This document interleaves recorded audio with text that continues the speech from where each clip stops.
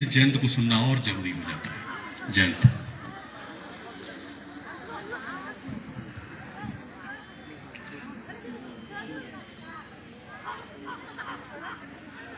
इलाकाई गांधी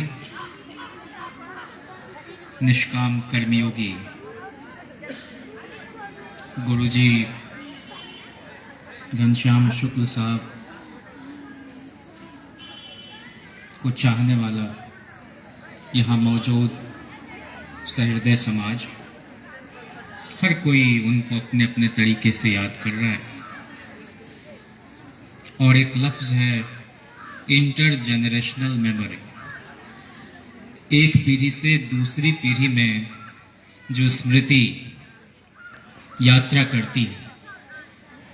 हमने तो कभी गांधी को नहीं देखा, डॉक्टर लोहिया को नहीं देखा, मौलाना आज़ाद को नहीं देखा, जाकिर हुसैन साहब को नहीं देखा, लेकिन बहुत सी बातें हैं जो हम अपने बड़ों से, अपने पुरखों के बारे में सुनते हैं।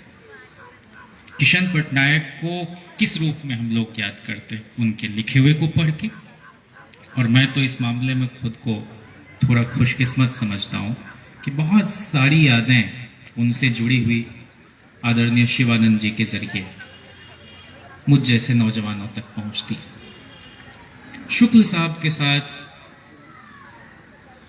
अपने शोध के लिए ही, जैसा कहा बड़े भाई ने, मिलना चाहता था। और मेरे बड़े हित चिंतक आदरणीय वीरेंद्र नारायण जी ने कहा था कि जरूर उनसे आपको मिलना चाहिए। एक अद्भुत जिंदगी गांव में जी रहे हैं और एक पूरी की पूरी नस्ल को तैयार करने के काम में लगे हुए। प्यारे बच्चों, इंस्टीट्यूशन बिल्डिंग के जरिए किस तरह से नेशन बिल्डिंग किया जा सकता है, उसके एक आदर्श उदाहरण गुरुजी थे। और हमारे ट्रेडिशन में पिता नहीं मरा करता है। हर पिता की मौत में थोड़ी थोड़ी पुत्र और पुत्री की भी मौत होती। हर गुरु की मृत्यु में थोड़ा थोड़ा शिष्य का भी मन मरा करता है। और एक निरंतरता, एक जवाबदेही है। निदा फाजली साहब की कुछ पंक्तियां मैं चाहता हूं कि आपके बीच रखूं। और जब इस पंजबार में आया हूं और संगीत महाविद्यालय जो 1994 में उन्होंने स्थापित किया, बिस्मिल्लाह खां साहब के नाम, इंटर कॉलेज, तो ऐसा लगता है कि ये सिर्फ जिज्ञासा से संभव नहीं हो सकता। बड़ी श्रद्धा और अकीदत के साथ, बड़ी पाकीज़गी के साथ उन्होंने ये सब काम किया होगा। और संस्कृत में कहते हैं श्रद्धावान लभते ज्ञानम।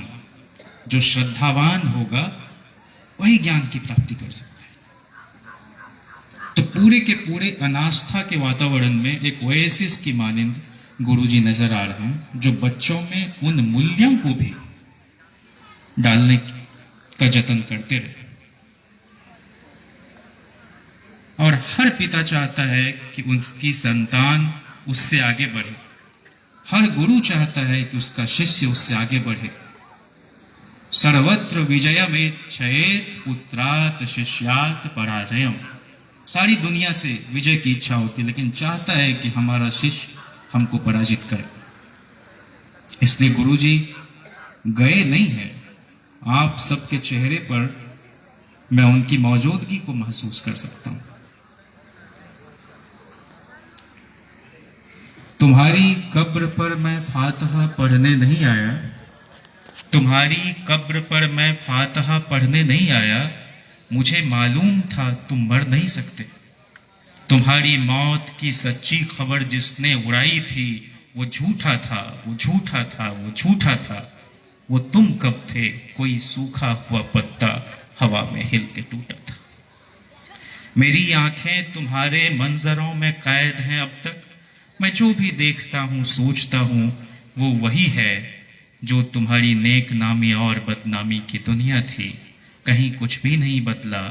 तुम्हारे हाथ मेरी अंगुलियों में सांस लेते हैं, मैं लिखने के लिए जब भी कलम कागज उठाता हूँ, तुम्हें बैठा हुआ मैं अपनी ही कुर्सी में पाता हूँ।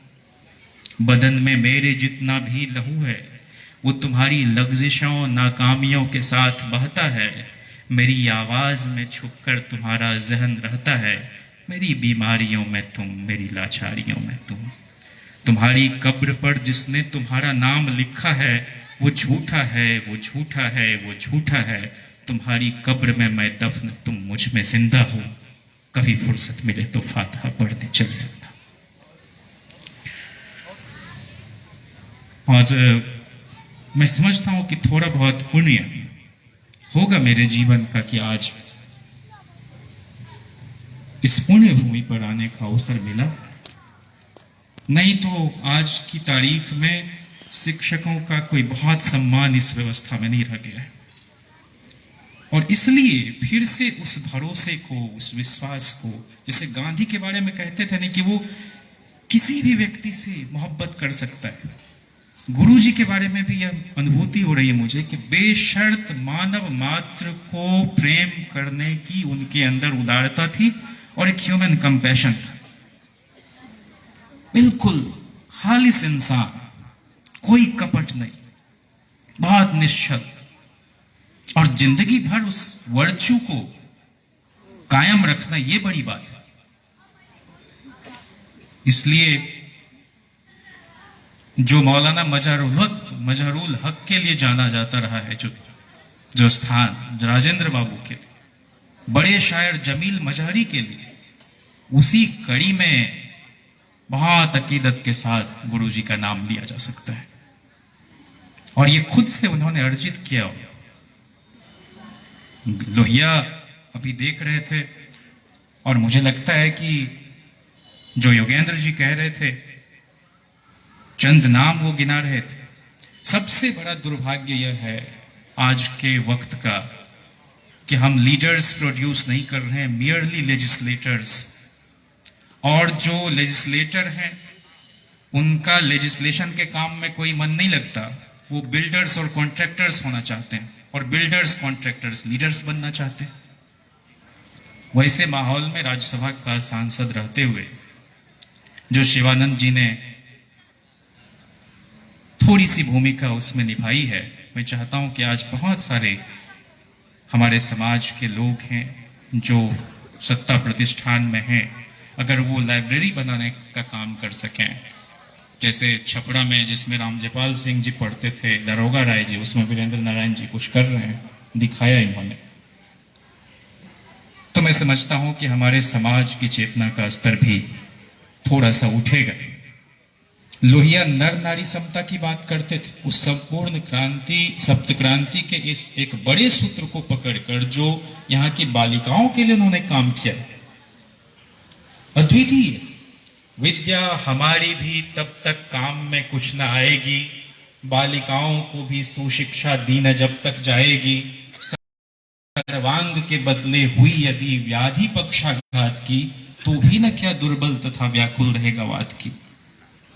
जिस परिवार में, हमारे देश में तो माएं गुलाम है, उनका कोई से नहीं है परिवार के किसी भी डिसीजन में। बच्ची की शादी कहाँ करनी, बेटे की शादी, उसमें माँ की कोई भूमिका नहीं, पूछना तक दुश्वार है। तो आगे का समाज कैसा हो, इसको साफ साफ देख सकते थे गुरुजी, और इसलिए बालिका शिक्षा के लिए, उनकी संगीत की पढ़ाई के लिए उन्होंने इस तरह से काम किया। एक उपन्यास है, मैं खत्म करूंगा, कसांद्रा दाग, आत्माना तोइब का, पढ़ना चाहिए। उसमें मूलतः जो बात वो कहने की कोशिश कर रहे हैं कि गर्भ में पल रहे बच्चे हड़ताल पर चले गए हैं और वो कह रहे हैं कि हम पैदा नहीं लेंगे क्योंकि ये जो दुनिया है वो रहने लायक जगह नहीं रह गई है। और बच्चों की इस जिद के चलते उस जच्चा, उस माँ के माथे पर एक शिकन उभरता है, एक दाग, और उसी को कसांद्रा दाग कहा गया। इस दुनिया में जो हर दिशा में वैमनस्य है उसको तोड़कर इसको थोड़ा सा जीने लायक रहने की जगह बनाने का प्रयास घनश्याम शुक्ल साहब करते रहे, और यह जगह उनके साथ अपने आप को एसोसिएट करके देश के मानचित्र पर आज बड़े नाज के साथ मौजूद है। ये करम भी कम नहीं तुम पर मेरा रब्बे करीम, ये करम भी कम नहीं हम पर तेरा रब्बे करीम, हम तुम्हारे नाम से दुनिया में पहचाने गए। तो पंजवार की पहचान शुक्ल साहब से है, और इसको करने में लोगों को कितनी बार सदन जाना पड़ता है, फिर भी नहीं कर पाते वो। तो इन्हीं बातों के साथ मैं उन्हें अपनी भावांजलि देता हूं और मुट्ठी भर ऊर्जा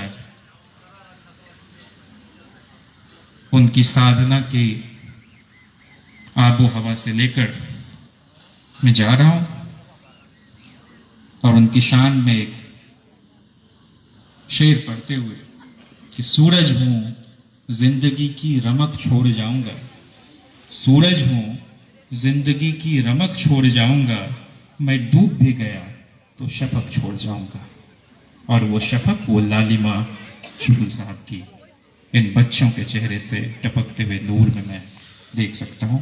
शुक्ल साहब हम सबको थोड़ा सा मानवता के काम के लिए शक्ति दे सकें, हम सदाकत के राह पर चल सकें, यही